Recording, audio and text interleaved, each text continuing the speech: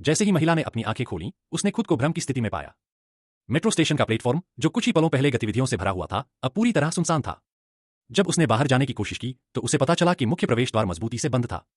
वह सोच ही रही थी कि अब क्या करे, तभी अंधेरे से धीरे धीरे आखिरी ट्रेन स्टेशन पर आकर रुकी। शोर सुनते ही वह मुख्य हॉल से वापस नीचे भागी और ट्रेन के रवाना होने से पहले ही उसमें सवार हो गई। उसी समय एक काली छाया उसके पीछे से गुजरी और चुपचाप ट्रेन में उसके साथ चली गई। महिला इस सब से पूरी तरह अनजान थी और मन ही मन खुद को सौभाग्यशाली मान रही थी। लेकिन उसकी यह खुशी ज्यादा देर तक नहीं टिक सकी। ट्रेन ने कुछ ही दूरी तय की थी कि अचानक झटके से रुक गई और दरवाजे आमतौर पर खुलने की बजाय बंद ही रहे। हर संकेत बता रहा था कि यह अगला स्टेशन नहीं था। अचानक हुए इस घटनाक्रम और ट्रेन में अन्य यात्रियों की अनुपस्थिति के कारण महिला को 2 डिब्बे पार करके ड्राइवर के केबिन के पास जाना पड़ा। वह जानना चाहती थी कि ड्राइवर को किसी मदद की जरूरत तो नहीं। लेकिन जैसे ही उसने देखा, ड्राइवर खून से लथपथ, निर्जीव पड़ा था। डर के मारे वह घबराकर तेजी से ट्रेन के डिब्बों के बीच दौड़ने लगी और दूसरे ड्राइवर के केबिन का दरवाजा खोलकर अंदर छिप गई। लेकिन जैसे ही उसने चैन की सांस ली, दरवाजे के बाहर एक काली छाया दिखाई दी। अब उसके पास कोई और रास्ता नहीं था, उसे बस भागते ही रहना था। लेकिन उसका पीछा करने वाला उसे इतनी आसानी से छोड़ने को तैयार नहीं था। जल्द ही महिला एक सुरंग पार करके दूसरे प्लेटफॉर्म पर पहुंच गई।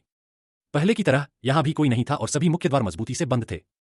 जैसे ही महिला को निराशा महसूस होने लगी, उसने अचानक अपने पीछे से एक अजीब आवाज सुनी।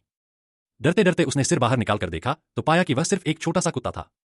जब उसे एहसास हुआ कि कुत्ते के होने का मतलब है कि उसका कोई मालिक भी होगा, तो वह तुरंत उस छोटे कुत्ते के पीछे भागी। आखिरकार कुत्ते का पीछा करते हुए वह एक वेंटिलेशन डक्ट तक पहुंच गई, जहां उसने कुछ बेघर लोगों को आराम करते हुए पाया। जैसा कि उसने सोचा था, महिला की अचानक मौजूदगी से वे घबरा गए। जब उन्होंने सुना कि महिला मेट्रो से बाहर निकलने का रास्ता खोज रही है, तो बेघर आदमी ने उसके पैसे लिए और फिर उसे बाहर निकलने में मदद करने के लिए चल पड़ा। लेकिन उन्हें यह नहीं पता था कि जैसे ही वे वहां से निकले, एक रहस्यमयी आकृति धीरे धीरे वेंटिलेशन डक्ट में प्रवेश कर गई। अगले ही पल, जब अजीब आवाज सुनकर बेघर आदमी को कुछ गड़बड़ महसूस हुई, तो वह तेजी से अपनी पत्नी की ओर भागा। लेकिन जब वह वहां पहुंचा, तो उसकी पत्नी कहीं नहीं थी और जमीन पर सिर्फ खून की एक लंबी लकीर फैली हुई थी। अपनी पत्नी की मौत का बदला लेने के इरादे से बेघर आदमी तुरंत खून की लकीर का पीछा करने लगा। लेकिन उसे आश्चर्य हुआ जब खून की लकीर एक अंधेरी सुरंग के सामने खत्म हो गई। दूसरी ओर घबराई हुई महिला अपनी जान बचाने के लिए जल्द से जल्द बेघर आदमी से दोबारा मिलने की कोशिश करने लगी। लेकिन जब उसने उसे पाया, तो वह एक बेहद भयावह दृश्य देखकर सन्न रह गई। डर के मारे महिला तुरंत उल्टी दिशा में भागी, लेकिन तभी उसे एहसास हुआ कि उसने अनजाने में खुद को जिंदा बचाने के लिए एक भूमिगत गोदाम में छिपा लिया है। वह वहां ज्यादा देर रुकने की हिम्मत नहीं कर पाई और केवल भागते हुए रोशनी की ओर बढ़ने लगी।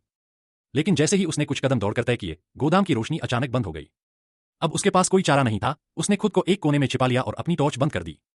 लेकिन जैसे ही उसने दोबारा टॉर्च ऑन की, उसने देखा कि वह राक्षस पहले से ही उसके ठीक सामने खड़ा था।